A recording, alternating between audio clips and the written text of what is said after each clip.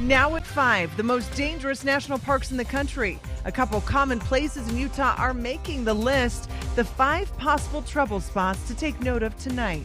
Plus, from a pandemic to an endemic, the nation's top doctors say we could be approaching a new phase, what they say it means, and how soon we might get there. I think that state employees just like to help out. I think Utahns like to help out. And school staffing shortages in Utah. The governor now stepping in to help. How he's helping free up state employees so they can sub in. Live, we're there for you. ABC4 News at 5 starts now. The Omicron surge in school staffing shortages, the pandemic problems creating the perfect storm for districts statewide. Good evening, I'm Emily Flores. And I'm Glenn Mills. Thanks so much for joining us tonight. Schools all across the state in desperate need of substitutes. Some districts forced to turn to new groups for help, like parents. But tonight, Utah Governor Spencer Cox also taking action, issuing a new executive order allowing state employees to take time off to work in Utah schools. Under that order, state employees can take leave to fill in as subs, lunchroom workers, or even school bus drivers. ABC4's Jordan Burrows make that, joining us live from Jordan High School tonight. And Jordan, you spoke with those who helped put this together and local leaders as well. What's the consensus on this new executive order? The consensus is good news, but it's absolutely crazy to think pretty much this time last week at the peak of those staffing shortages, Canyon School District had about 230 substitute positions it needed filled. It has since dwindled from that, but both groups, those that helped make this executive order and also school districts, say the executive order is a surefire way to help students get the help they need in the classroom. We're just happy that the doors have been opened. Public, private, and charter schools in Utah are now getting the help they need. All of the people who help us run a school on a daily basis, they were sick, and they were telling us that they needed to stay home because they were experiencing symptoms of COVID-19. Jeff Haney, the spokesperson for the Canyon School District, says at the height of its staffing shortages, there were 230 positions that needed to be filled on a daily basis. That number is now down to about 120. Still a lot. It isn't at the height of when the Omicron surge hit us, but it's still a lot. To help out, Governor Spencer Cox signed an executive order allowing state employees to take paid time off up to 30 hours to fill in at schools. It's an idea the government has been thinking about for a while, according to Michelle Watts, the Human Resources Director for the Utah State Board of Education. There is a need out there, and we have a really great track record of state employees giving back. There are roughly 22,000 state employees, according to Governor Cox, and he says he's doing what he can to help keep schools open. Meanwhile, Haney says he and his peers are grateful the government has their back. To have that vast core of support from the state government in covering all those classes, it's just going to be a huge help.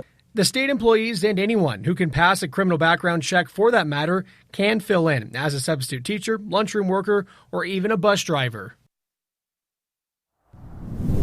These state employees that fill in will be paid their regular pay from their state job and also the pay from the school district. And especially at Canyon School District, if you're looking around for substitute teaching, you can make up to $130 a day filling in. Reporting live outside of Jordan High School in Sandy, Jordan Burrows, ABC4 News. All right, thank you so much, Jordan. Well, new at 5, the state is adding 2 new mass COVID testing sites. The state health department saying it's all part of a new federal program. One site will be at the University of Utah, the other at Utah Valley University. We're told each site should be able to test about 1,200 people a day. Following a busy holiday season, the state health department says demand is slowing down. We are able to manage the demand for testing right now. So if, like I said, if people need to go get tested, please go get tested. But again, if you're sick and have symptoms, it's a pretty safe bet that you have COVID. Right now, the testing sites are expected to be open for about 3 weeks, but the state says it could be longer if needed. To see what hours they're open, just head over to our website, abc4.com. On the national level, a major milestone in the fight against COVID, a second vaccine now fully licensed. Today, U.S. health regulators giving full approval to Moderna's COVID vaccine. Full approval means the FDA reviewing long-term data confirming the vaccine's effectiveness. Before today, it was only granted emergency use authorization. Pfizer was the first COVID vaccine, you may remember, to receive full approval. That happened last summer. Meanwhile, experts are hinting we could be approaching the endemic stage of the virus as soon as this year. That means the disease is circulating in the community, but at a very low rate. But how we get there is still unclear. Some state leaders now urging the CDC to map out a plan, but the president says there's still more work to be done. We got a way to go on that, in my view, but we're moving. And I think it's all about making sure we have the same standards we're applying across the board. As for the current Omicron wave, doctors say it appears to be waning. New data shows daily cases across the U.S. dropping more than 30% in just the past 2 weeks.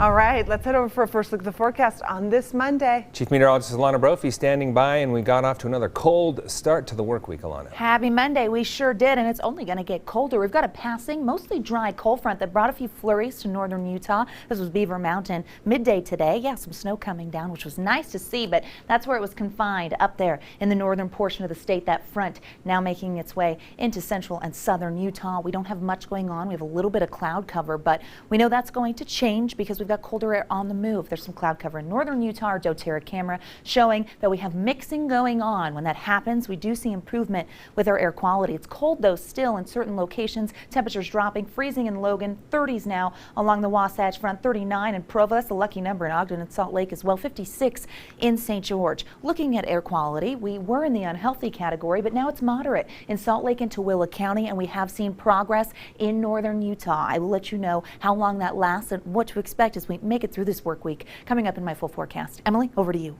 All right, thank you so much, Alana. Well, all 5 Utah national parks in Utah are ranked among the most dangerous in the country. That's according to data collected by Outforia. The site uses information collected from reported deaths in search and rescue operations.